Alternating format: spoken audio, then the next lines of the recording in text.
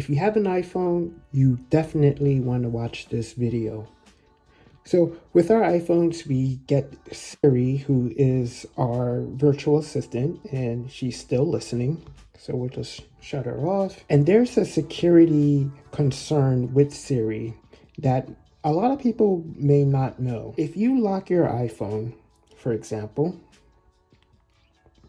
and someone steals your iPhone, and they would have to ask, what is my home?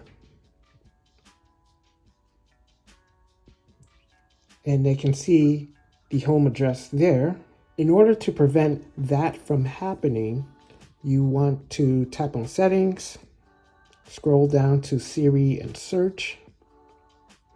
And from here, the third option where it says allow Siri when locked, I have it enabled, but if I turn that off, we get this warning prompt here. We will just turn that off. And the next time we lock our phone and attempt to access Siri, see pressing and holding, nothing happens. So that is the way you can protect your identity in the event your iPhone gets stolen. If you found this video helpful, do all of the YouTube things. Remember, all engagement is good engagement. And until next time, I will see you in the next video. Take care.